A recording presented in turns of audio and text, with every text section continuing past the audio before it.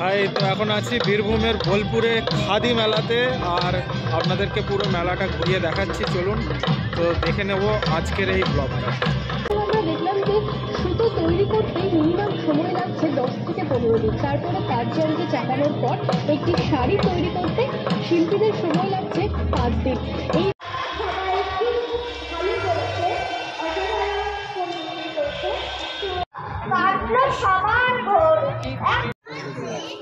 নদিয়ার বিখ্যাত আচার হজমি গলি।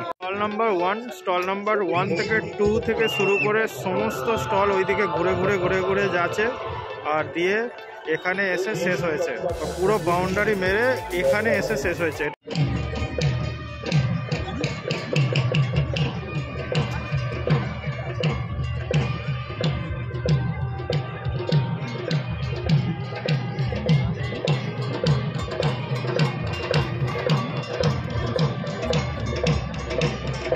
তো বন্ধুরা, আমি এখন দাঁড়িয়ে আছি চিত্রা মোড়ে, আর এইদিকে আমার পেছনের যে রাস্তাটা সেটা সোজা চলে গেছে খাদিমালার রাস্তাটা, স্টেডিয়ামের ওই রাস্তাটা, আর এই দিকে হচ্ছে চলে যাচ্ছে কঙ্কালীতলা, আর এই সোজা চলে যাচ্ছে শান্তিনিকেতন।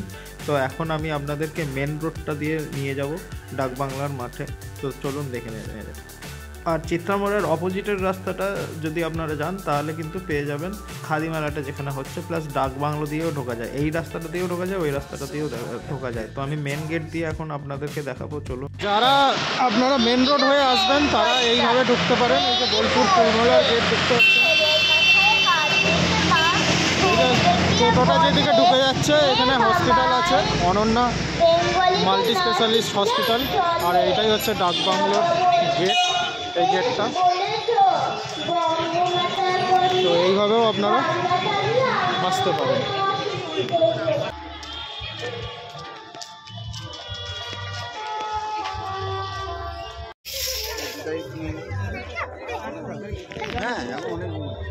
নমস্কার বন্ধুরা, কেমন আছেন সবাই? হ্যাঁ, আমি তো খুব ভালো আছি। তো আজকে বেরিয়ে পড়েছি শান্তিনিকেতনের যে খাদি মেলা হচ্ছে আর তার সাথে ফুল মেলা। আজকে দুটো ব্লগই একই সাথে একটা ভিডিওর মধ্যেই আমি কভার করে দিচ্ছি। তো আপনাদেরকে আমি সোজা নিয়ে যাচ্ছি শান্তিনিকেতনের যে খাদি মেলা হচ্ছে বোলপুরেতে। তো চলুন আমি আপনাদেরকে নিয়ে যাই। তো এই হচ্ছে মেলার গেট। মেলার গেটের একদম পাশে চলে এসেছি। বীরভূম জেলা খাদি মেলা 2023 থেকে 2024, যেটা 10ই জানুয়ারি থেকে 21শে জানুয়ারি অবধি চলবে। তো আজকে আমি এসেছিলাম 13ই জানুয়ারি ডেটে, যেদিনকে ফুল মেলার লাস্ট ডেট ছিল। তো ফুল মেলার লাস্ট দিনে আমি এখানে এসেছিলাম। তো বন্ধুরা, এই মেলাটা হচ্ছিল বোলপুরের ডাকবাংলোর মাঠে, আর এখানে পাশেই রয়েছে ফুল মেলা, যেখানে ফুল মেলাটা হচ্ছে। তো আপনাদেরকে আমি দুটো মেলায় ঘুরিয়ে দেখাবো। আপনারা দেখতে থাকুন পুরো ব্লগটা, তাহলেই আপনারা বুঝতে পারবেন। আমি এখানে বোলপুর স্টেডিয়ামের পাশেও ছিলাম, স্টেডিয়ামের আশপাশগুলোও আমি ধরে তুলেছি, কিছু জায়গা ক্যাপচার করেছি। যারা বোলপুরের বাইরে থেকে দেখছেন তাদের জন্য স্পেশালি এই ব্লগটা। ডাকবাংলোর মাঠে আসার 2-3টে রাস্তা আছে। তো আমি প্রথমে যেটা এন্ট্রি নিলাম সেটা হচ্ছে স্কুল বাগান হয়ে ঢুকলাম, যেখানে আমার নিজস্ব শ্বশুর বাড়ি, আর একদম মেন রোড থেকেও আসা যায়। তো আপনাদেরকে দুটো রাস্তায় দেখিয়ে দেবো কীভাবে আসবেন আপনারা। তো এখন আমি আপনাদেরকে মেলার যে স্টলগুলো রয়েছে তার মধ্যে কিছু স্টল, আমি বেশ কিছু স্টল কিন্তু ভালোভাবে ক্যাপচার করেছি, আর সেগুলোকে আপনাদেরকে ঘুরিয়ে ঘুরিয়ে দেখাচ্ছি। দেখুন, খাদি মেলা প্রচণ্ড একটা বড় উৎসব এই বোলপুর বীরভূমে। এই মেলায় আমি বিগত 1-2 বছর ধরেই আসছি। গত বছরও এসেছিলাম, তখন আমি ইউটিউবার ছিলাম না। তো এবছরে যেহেতু আমি ইউটিউবে এসেছি, তো মনে হলো আপনাদেরকেও ঘুরিয়ে দেখায় গোটা মেলাটা। তো দেখতে পাচ্ছেন খাদির সমস্ত জিনিস, আর বিভিন্ন জায়গা থেকে এসে কিন্তু এখানে বিক্রি করে, যেমন মুর্শিদাবাদ থেকে, বোলপুর থেকে, বীরভূম থেকে, আরও বিভিন্ন জায়গা, নদিয়া থেকে, সাউথ 24 পরগনা, নর্থ 24 পরগনা, জম্মু কাশ্মীর, হুগলি, বর্ধমান, সমস্ত জায়গা থেকে কিন্তু এসে এখানে কিন্তু বিক্রি করে জিনিসপত্র। সমস্ত খাদি কাজই পাবেন এখানে এই মেলাতে। তো আপনাদেরকে আমি ঘুরিয়ে দেখাবো। আরও বিভিন্ন স্টল রয়েছে, জামা কাপড়ের দোকান তো রয়েইছে, মহিলাদের, পুরুষদের সমস্তই, বাচ্চাদের থেকে শুরু করে সবারই। আর তার সাথেও রয়েছে আরও বিভিন্ন ধরনের স্টল, যেমন আচার, হজমিগুলি। তো আরও বিভিন্ন ধরনের স্টল রয়েছে, সেগুলোকেও আপনাদেরকে দেখাবো। টেরেকোটার যে মাটির যে কাপ, প্লেট, গ্লাস হয়, সেই সমস্ত জিনিস রিলেটেডও অনেক জিনিস এখানে আমি দেখতে পেলাম। তো এটা হচ্ছে মেলার মাঝখানে দাঁড়িয়ে রয়েছি। মেলার যে মাঠটা রয়েছে সে মাঠটা যথেষ্ট বড় একটা মাঠ, যার পুরো চারপাশে বাউন্ডারি দিয়ে প্রত্যেকটা 1 বাই 1 স্টল ছিল। টোটাল 110টা স্টল ছিল, এক থেকে শুরু করে। তো আপনাদেরকে সেটা আমি ঘুরিয়ে ঘুরিয়ে দেখিয়েছি, আর আরও আগে দেখাচ্ছি, আপনারা দেখতে থাকুন। যথেষ্ট ফ্রি স্পেস রয়েছে মাঝখানটা, মানে অনেক বেশি গ্যাদারিং হলেও কিন্তু খুব বেশি সমস্যা হবে না এই জায়গাটাতে। মানে খুবই ভালো একটা উদ্যোগ যারাই এই ব্যাপারটা করেছে। মাঝখানটা কিন্তু পুরো ফ্রি রেখেছে। প্রচণ্ড ঠান্ডা এখানে, প্রচণ্ড ঠান্ডা, তো সেই জন্য মুখে রুমাল বেঁধে, মানে রুমাল বলতে ওই আর কি, এটা টুপি পরে একদম সমস্ত কিছু পরে প্রোটেকশান নিয়ে বেরিয়েছে। বিরাট ঠান্ডা এখানে, এখন জানুয়ারি মাস চলছে, তো সেই জন্য ঠান্ডাটা কম নয় কিন্তু।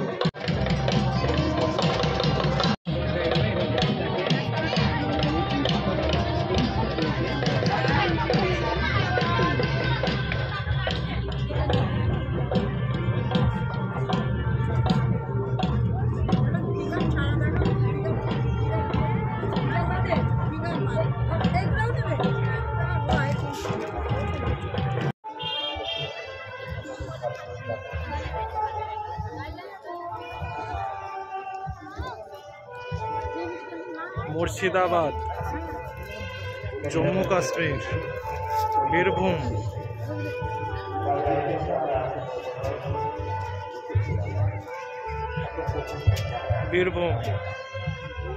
ঝাড়খণ্ড, জামতারা, মুর্শিদাবাদ। মানে মুর্শিদাবাদ, বীরভূম, জম্মু কাশ্মীর বিভিন্ন জায়গা থেকেই এখানে আসে খাদি মেলাতে খাদির সমস্ত মালপত্র বিক্রি করতে, যা দেখতে পাচ্ছি। এখানে নর্থ 24 পরগনা রয়েছে, নর্থ 24 পরগনা, সাউথ 24 পরগনা, ওইদিকে হুগলিও রয়েছে দেখতে পাচ্ছি, ওই 99 স্টলে হুগলি। মুর্শিদাবাদ, বেশিরভাগ মুর্শিদাবাদ রয়েছে, এখানে ইস্ট বর্ধমান রয়েছে, ওই যে ওখানে হুগলি রয়েছে দেখতে পাচ্ছেন আপনারা, এটা হচ্ছে হুগলি। তো এরকম করে টোটাল 110টা স্টল আছে। অনেকটা জায়গা জুড়ে এখানকার এই মেলাটা দেখতেই পাচ্ছেন আপনারা, অনেকটা লম্বা, অনেকটা এরিয়া জুড়ে, মাঝখানটা পুরো ফাঁকা, যাতে সবাই একটা ভালো স্পেস পায় তার জন্য।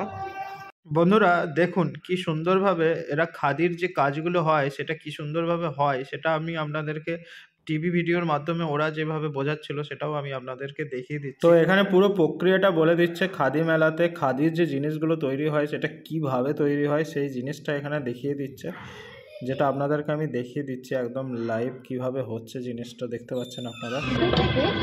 বিভিন্ন প্রক্রিয়ার মধ্য দিয়ে ধাপে ধাপে কাপড় তৈরি সম্পন্ন হচ্ছে, এবং আমরা দেখলাম যে সুতো তৈরি করতে মিনিমাম সময় লাগছে 10 থেকে 15 দিন। তারপরে প্যাচ যন্ত্রে চাপানোর পর একটি শাড়ি তৈরি করতে শিল্পীদের সময় লাগছে 5 দিন। এইভাবেই কিন্তু পরপর যে প্রথম থেকে আমরা স্টেপগুলো দেখলাম, এইভাবেই কিন্তু স্টেপ বাই স্টেপ শিল্পীরা একের পর এক ধাপ পেরিয়ে এরকম কাপড় তার যন্ত্রের সাহায্যে মসলিন পিঠে তৈরি করছেন, যে কাপড় কিন্তু একেবারেই বিশুদ্ধ এবং খাঁটি মানের। আমরা দেখলাম বীরভূম জেলার সিউড়ি এলাকার আবদারপুরের মসলিন পিঠে কীভাবে শিল্পীরা কাজ করছেন, কীভাবে তাঁতে তৈরি কাপড় বুনছেন, এবং যে কাপড় কিন্তু এই শিল্পীদের হাতে বোনা কাপড় কিন্তু পাড়ি দিচ্ছে জেলা সহ রাজ্যের বিভিন্ন প্রান্তে।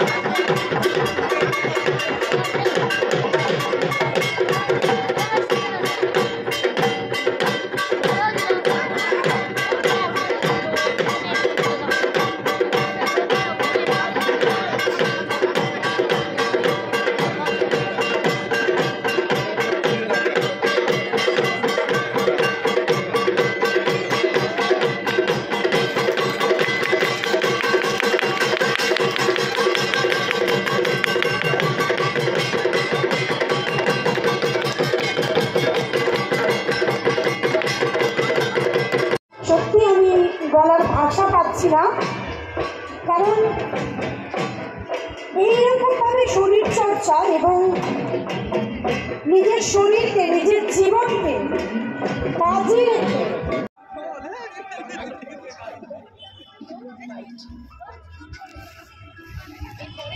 আরেকটি ডিজাইন, এটি কিন্তু সম্পূর্ণ হাতে করা।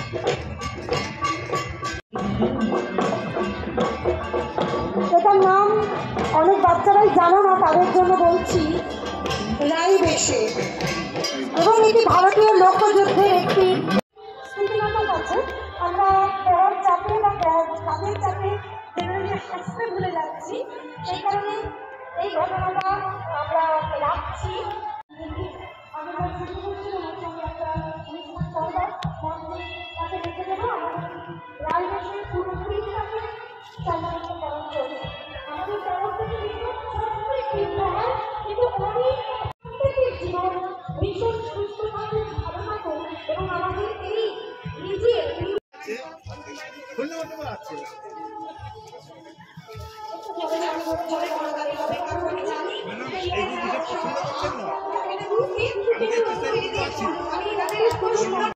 মাটির বোতল,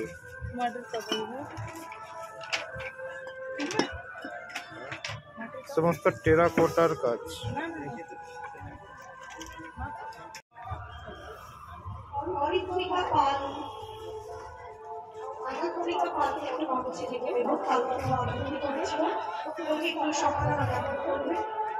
আমাদের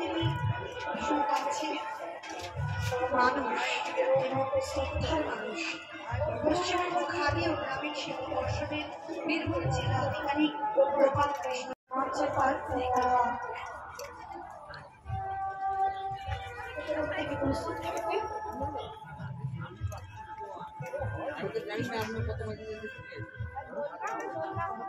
ঠিক আছে, ভালো করেছি। 100 বার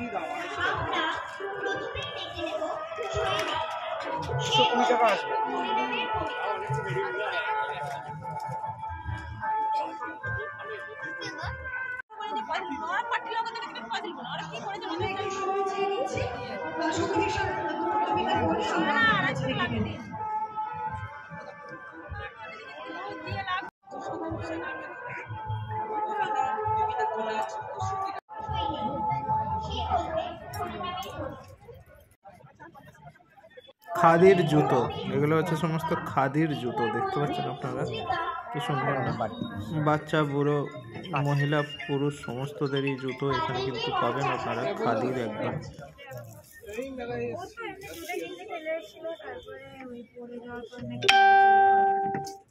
এটা হচ্ছে খাদির ব্যাগ, এগুলো খাদির ব্যাগ, নানান ধরনের ব্যাগ নিয়ে এই স্টলটা।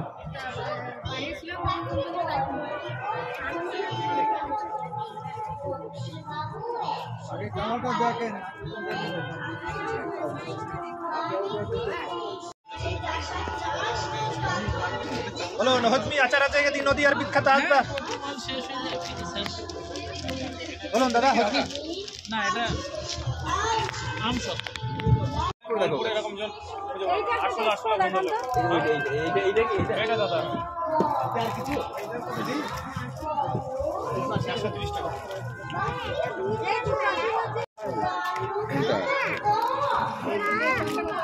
পান 120 টাকা 1 কিলো আছে।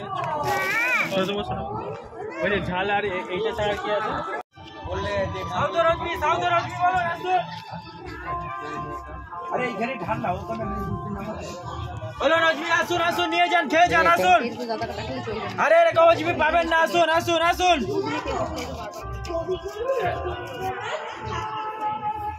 আসুন আসুন, কোনটা? ওটা টক।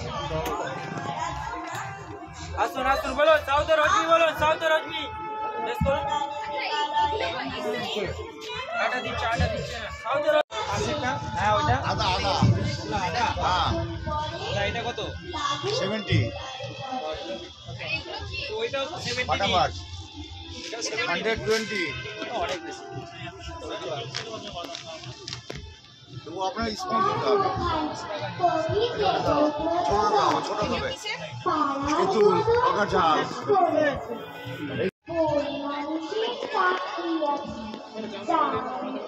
তো আমি এখন বেরিয়ে যাচ্ছি এই খাদি মেলা থেকে, কিন্তু বন্ধুরা আপনারা কোথাও যাবেন না, আপনারা দেখতে থাকুন পুরো ব্লগটা। আমি কিন্তু এরপরে নেক্সট মেলা যেটা আছে ফুল মেলাতেও আপনাদেরকে ঘোরাতে নিয়ে যাব, ফুল মেলার চারপাশটাও দেখিয়ে দেবো। আজকে কিন্তু ফুল মেলার লাস্ট ডেট যেটা, তো সেই জন্যই আজকেই শেষ আর আমি আজকেই যাচ্ছি, তো আপনাদেরকে দেখাবো ফুল মেলাটাও। চলুন দেখে নেওয়া যাক ফুল মেলাটা।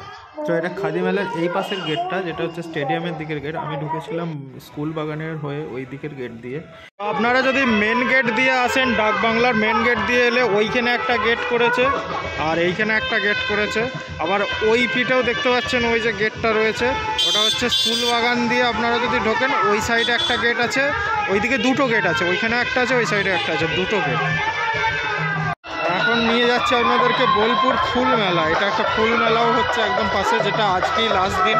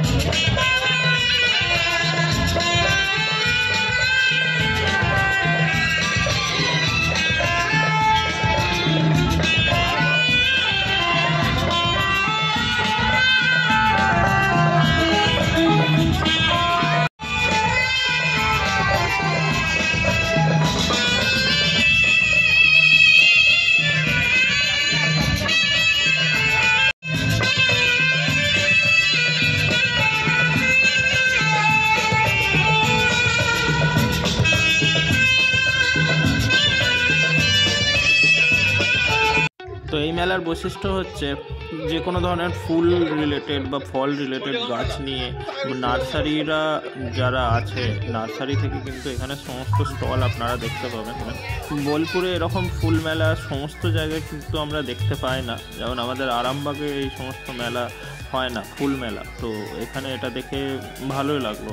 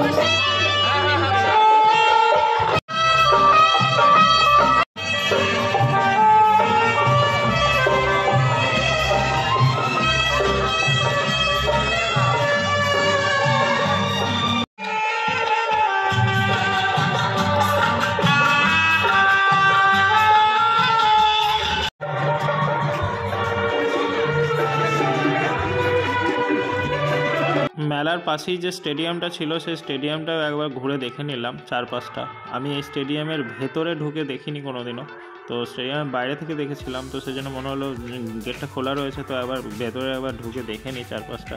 একসময় আমিও ক্রিকেট খেলতাম, ক্রিকেট প্রেমীও আমিও ছিলাম, ক্রিকেট খেলতে খুবই ভালোবাসি। তো এখানে শুনলাম নাকি আগামী 22, 23, 24 তারিখ জানুয়ারি মাসে এখন খেলা হবে, তো সেই জন্য সাজানো হচ্ছে, বাঁশ দিয়ে ঘিরছে, লাইট ফাইট লাগানো হবে। তো সেই কারণে আমি এখানে একবার ঢুকে দেখলাম মাঠটার বড় কতটা সেটাও দেখলাম, পিচগুলো কতটা রেডি হয়েছে সেটাও দেখলাম, চারপাশটা দেখতে পাচ্ছেন আপনারা, তো এগুলোই দেখছিলাম।